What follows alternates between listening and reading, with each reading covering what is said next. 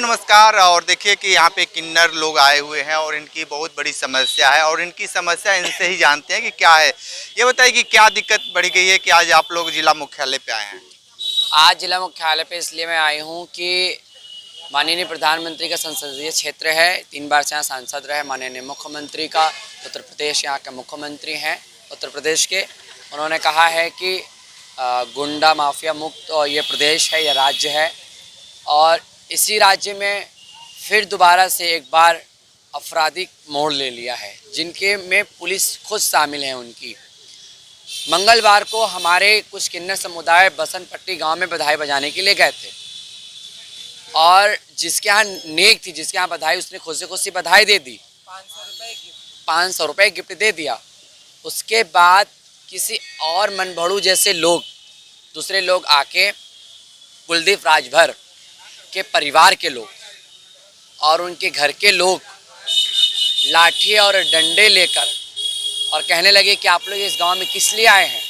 और बार बार हमारे समुदाय के लोग समझाने की कोशिश की है कि हम लोग कुशल मंगल में कार्य में हम लोग बधाई बजाते हैं, नाचते हैं, गाते हैं, तब भी ना मान के ढकेला करने पर और मारपीट करने लगे, जिससे हमारे आकांक्षा किन्नर को, रंजना किन्नर को, रागनी किन्नर को गंभीर चोटें आई।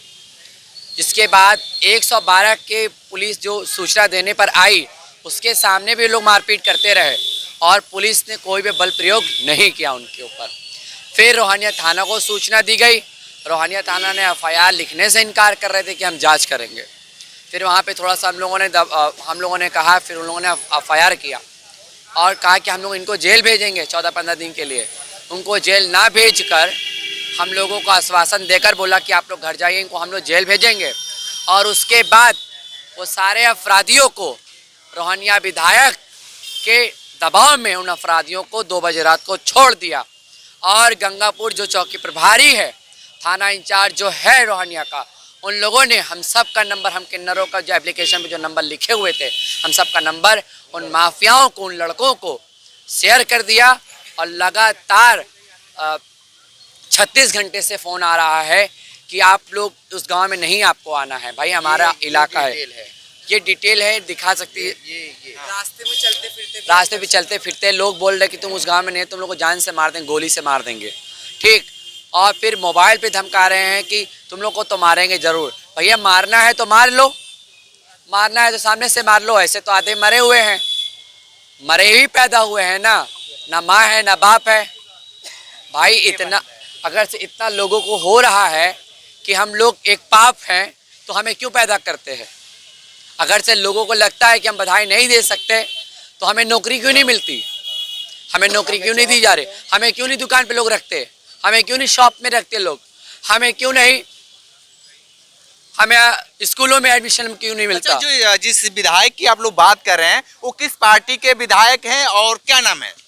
देखिए, रोहानिया का जो रोहानिया विधानसभा का जो विधायक है, वो अपना दल पार्टी के हैं और वो बीजेपी के ही हैं और मैं उनका नाम नहीं जानती हूँ, मगर जो सूचना हम लोगों को मिली है और जो देखा गया है, वो विधायक के जरिए ये सारा काम दबाव में किया गया है। और बाबा जी कहते हैं कि हमारे अपराधियों को नहीं बख्शा जाता, तो ये अपराधी कहाँ कैसे घूम रहे खुले, और इन लोगों को छोड़ दिया गया है।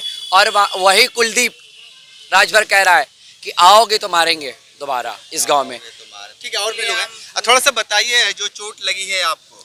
जी, हम लोग गए थे वहाँ पर बधाई बजा रहे थे, हम लोग लेके ऐसे कुछ जा रहे थे, बगल वाले सारे लोग थे जो कुलदीप यादव थे, उनके घर के परिवार को हम लोग को मारने लगे। हम लोग को ऐसे मेरा हाथ टूट गया है, इनको मारे। फिर हम लोग वहाँ से कैसे वहाँ से निकले, हम लोग पूरे वहाँ पर टूट के सारे उसके पूरा परिवार हम लोग को मारने लगा। बस हम लोग को न्याय चाहिए आपसे। ये बताइए कि पूरी घटना कैसे घटी, जिस तरीके से, और यहाँ पे जो क्या आश्वासन मिला? मेरा नाम रागनी किन्नर है। मैं ये कहना चाहूँगी, मैं जिस घर से बधाई ले रही थी, उस घर से हमने खुशी खुशी बधाई लेके निकला और सामने वाला बंदा हमारे गुरु से बदतमीज़ी करने लगा। तो उन्होंने बोला बेटा ऐसे किसी को नहीं बोलते। फिर उन्होंने रेरी तुरक मारा उनको और इसी बातों में उन्होंने लड़ाई झगड़ा किया। हम अपने गुरु को बचाएं और उसके बाद उनसे हमने ये भी बोला भाई आप शांत हो जाओ। फिर भी उन्होंने हमारे बाल पकड़ के हमें और आकांक्षा किन्नर को पकड़ के बहुत मारा और हमने ये भी कहा कि अगर हमें चोट लगती तो हम आपको छोड़ेंगे नहीं। तो उन्होंने धमकी क्या दिया कि तुम इस गाँव में दिखोगे तो तुम्हें जान से मार देंगे। और नए नए नंबरों से हमें कॉल किया जा रहा है और हमें ऐसा लगता है कि हम रोहनिया थाना पे भी गए थे, अपनी सब कुछ बातें लेके गए थे, यहाँ तक कि सब कुछ हो चुका था, फिर भी वो नंबर उनके पास कैसे पहुँचा। हम प्रशासन से यही बात करना चाहते हैं कि हमें न्याय दें। और इस बनारस पुलिस से आपको विश्वास है कि नहीं?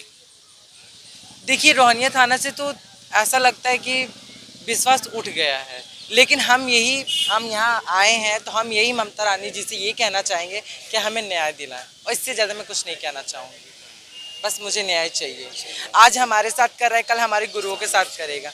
ठीक है जी। क्या बताइए क्या पूरी घटना कैसे घटी? आज आश्वासन किससे? जी आश्वासन की बात नहीं, बस बात ये है कि जिसके घर पे हमने बधाई ली वहाँ पे सिंपली हम गए, बधाई लिया, 500 रुपये गिफ्ट दिया, उसके बाद भी कोई विवाद नहीं हुआ। पर सामने जाते हैं, गाली गलौज करते हैं, गुंडागर्दी करते हैं, माफियागिरी करते हैं, तो मतलब कब तक ये चलेगा। थाने पर जाते हैं तो वो बोलते हैं न्यायालय में जाइए, न्यायालय में जा करके आपको सारा वो मिलेगा।